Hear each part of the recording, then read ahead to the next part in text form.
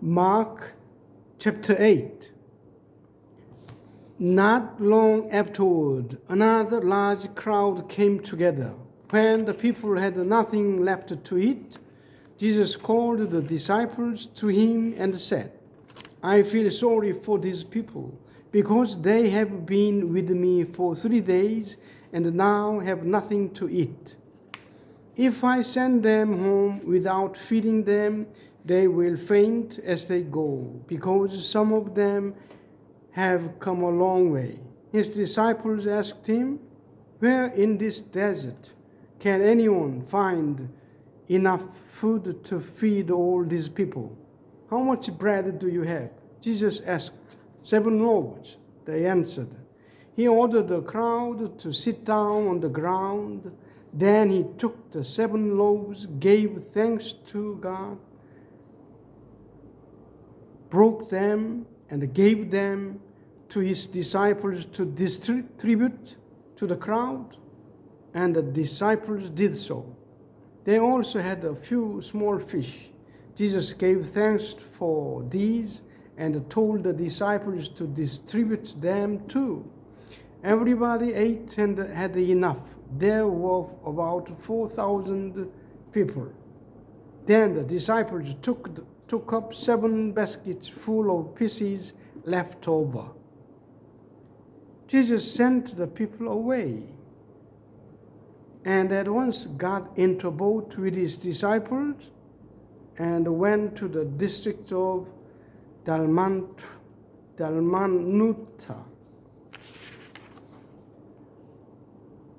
Some Pharisees came to Jesus and started to argue with him.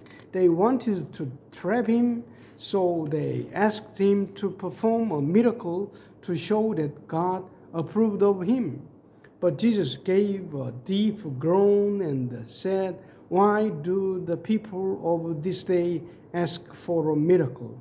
No, I tell you, no such proof will be given to these people. He left them, got back into the boat, and started across to the other side of the lake. The disciples had forgotten to bring enough bread and had only 1 loaf with them in the boat. Take care, Jesus warned them, and be on your guard against the yeast of the Pharisees and the yeast of Herod. They started discussing among themselves, He says this because we don't have any bread. Jesus knew what they were saying, so he asked them, Why are you discussing about not having any bread? Don't you know or understand yet? Are your minds so dull? You have eyes, can't you see? You have ears, can't you hear? Don't you understand? Don't you remember when I broke the 5 loaves for the 5,000 people? How many baskets full of leftover pieces did you take up? 12, they answered. And when I broke the 7 loaves for the 4,000 people, asked Jesus, How many baskets full of leftover pieces did you take up? 7, they answered. And you still don't understand? He asked them. They came to Bethsaida, where some people brought a blind man to Jesus and begged him to touch him. Jesus took the blind man by the hand and led him out of the village. After spitting on the man's eyes, Jesus placed his hands on him and asked him, Can you see anything? The man looked up and said, Yes, I can see people, but they look like trees walking around. Jesus again placed his hands on the man's eyes. This time the man looked intently. His eyesight returned, and he saw everything clearly. Jesus then sent him home with the order, "Don't go back into the village." Then Jesus and his disciples went away to the village near Caesarea Philippi. On the way, he asked them, "Tell me, who do people say I am?" "Some say that you are John the Baptist," they answered. "Others say that you are Elijah, while others say that you are one of the prophets." "What about you?" he asked them. "Who do you say I am?" Peter answered, "You are the Messiah." Then Jesus ordered them, "Don't tell anyone about me." Then Jesus began to teach his disciples, "The Son of Man must suffer much and be rejected by the elders, the chief priests, and the teachers of the law. He will be put to death, but 3 days later he will rise to life." He made this very clear to them. So Peter took him aside and began to rebuke him. But Jesus turned around and looked at his disciples and rebuked Peter. "Get away from me, Satan," he said. "Your thoughts don't come from God, but from human nature." Then Jesus called the crowd and his disciples to him. "If any of you want to come with me," he told them, "you must forget yourself, carry your cross, and follow me. For if you want to save your own life, you will lose it. But if you lose your life for me and for the gospel, you will save it. Do you gain anything if you win the whole world but lose your life? Of course not. There is nothing you can give to regain your life. If you are ashamed of me and of my teaching in this godless and wicked day, then the Son of Man will be ashamed of you when he comes in the glory of his Father with the holy angels." Mark chapter 9. And he went on to say, "I tell you, there are some here who will not die until they have seen the kingdom of God come with power." 6 days later, Jesus took with him Peter, James, and John, and led them up a high mountain where they were alone. As they looked on, a change came over Jesus, and his clothes became shining white, whiter than anyone in the world could wash them. Then the 3 disciples saw Elijah and Moses talking with Jesus. Peter spoke up and said to Jesus, "Teacher, how good it is that we are here. We will make 3 tents, one for you, one for Moses, and one for Elijah." He and the others were so frightened that he did not know what to say. Then a cloud appeared and covered them with its shadow, and a voice came from the cloud, "This is my own dear Son. Listen to him." They took a quick look around but did not see anyone else. Only Jesus was with them. As they came down the mountain, Jesus ordered them, "Don't tell anyone what you have seen until the Son of Man has risen from death." They obeyed his order, but among themselves they started discussing the matter. "What does this rising from death mean?" And they asked Jesus, "Why do the teachers of the law say that Elijah has to come first?" His answer was, "Elijah is indeed coming first in order to get everything ready. Yet why do the scriptures say that the Son of Man will suffer much and be rejected?" I tell you, however, that Elijah has already come, and that people treated him just as they pleased, as the scriptures say about him. When they joined and the rest of the disciples, they saw a large crowd around them, and some teachers of the law arguing with them. When the people saw Jesus, they were greatly surprised and ran to him and greeted him. Jesus asked his disciples, "What are you arguing with them about?" A man in the crowd answered, "Teacher, I brought my son to you because he has an evil spirit in him and cannot talk. Whenever the spirit attacks him, it throws him to the ground, and he foams at the mouth, grits his teeth, and becomes stiff all over.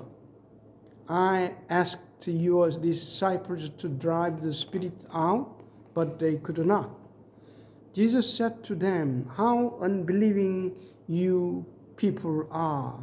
How long must I stay with you? How long do I have to put up with you? Bring the boy to me." They brought him to Jesus. As soon as the spirit saw Jesus, it threw the boy into a fit, so that he fell on the ground and rolled around, foaming at his mouth. "How long has he been like this?" Jesus asked the father. "Ever since he was a child," he replied. "Many times an evil spirit has tried to kill him by throwing him in the fire and into water. Have pity on us and help us, if you possibly can." "Yes," said Jesus, "if you yourself can." Everything is possible for the person who has faith. The father at once cried out, "I do have faith, but not enough. Help me have more." Jesus noticed that the crowd was closing in on them, so he gave a command to the evil spirit, deaf and dumb spirit. He said, "I order you to come out of the boy and never go into him again." The spirit screamed, threw the boy into a bad fit, and came out. The boy looked like a corpse, and everyone said, "He's dead." But Jesus took the boy by the hand and helped him rise, and he stood up. After Jesus had gone indoors, his disciples asked him privately, "Why couldn't we drive the spirit out?" "Only prayer can drive this kind out," answered Jesus. "Nothing else can." Jesus and his disciples left that place and went on through Galilee. Jesus did not want anyone to know where he was, because he was teaching his disciples, "The Son of Man will be handed over to those who will kill him. 3 days later, however, he will rise to life." But they did not understand what this teaching meant. They were afraid to ask him. They came to Capernaum, and after going indoors, Jesus asked his disciples, "What were you arguing about on the road?" But they would not answer him, because on the road they had been arguing among themselves about who was the greatest.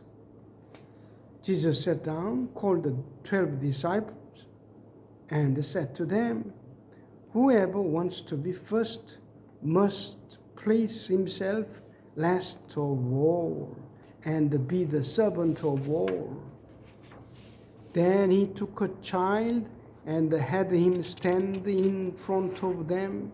He put his arms around him and said to them, "Whoever welcomes in my name one of these children welcomes me, and whoever welcomes me welcomes not only me, but also the one who sent me.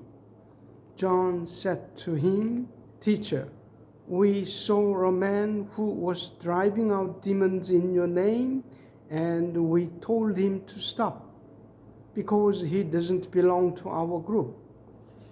Do not try to stop him, Jesus told them, because no one who performs a miracle in my name will be able soon afterward to say evil things about me. For whoever is not against us is for us.